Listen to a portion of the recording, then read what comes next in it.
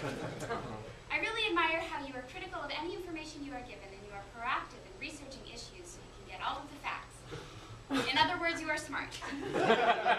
You have strong hands. You have a beautiful voice and are an amazing musician. I spent all of Valentine's Day locked in my room making this for him. And I gave it to him at the end of the day, and the glue hadn't dried yet because I procrastinated and made it at the last minute, so the cards all stuck together. But he went through each of the cards, and he really loved it. He read them out loud, and we giggled, and it was fun. You like my parents. You never yell. You swear as much as I do.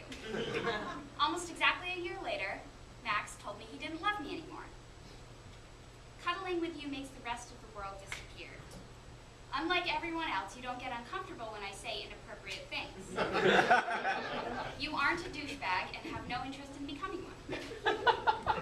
A few days after he broke up with me, my father came up to help clean up the room that we had been sharing. Max had been sleeping on another friend's floor, leaving me to do the surgery of a relationshipectomy. We had known each other for a little over 3 years, and I felt as though our lives had become so intertwined that it would be impossible to untangle them. Even before we broke up, I actually imagined that our relationship was like a malignant tumor, a growth that had metastasized, that could never be removed, not completely, with veins that dug deep into flesh and tissue and could travel to other parts of the body. I was collecting his stuff, little random things that he had left behind, things whose existence I hadn't even registered, but were now completely obvious, painful reminders of who had once lived with me and left me. Things like deodorant, a checkbook, a Subway gift card.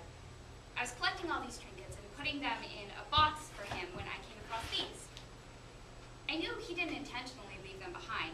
He had definitely just forgotten about it because that's the kind of person he was. When I found them, I immediately started sobbing again, or rather, I just continued sobbing after a very short hiatus. And as I was putting them into the box of his stuff, because they weren't mine, they were his, it was a present, I had given it to him, my father saw me crying and he said, "You're allowed to keep some things."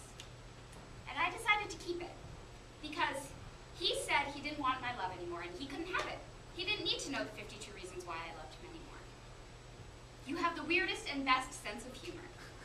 You talk in your sleep. We have overnight Skype video chats. Since then, Max and I have talked on and off. We always start out in a good place, but eventually one of us, usually me, falls back in love and we have to stop talking again. Max asked about these cards once, and I offered to send them to him, but he said to wait until we see each other again. You always tell me how beautiful I am. You've written me songs. Your hand fits so perfectly into mine.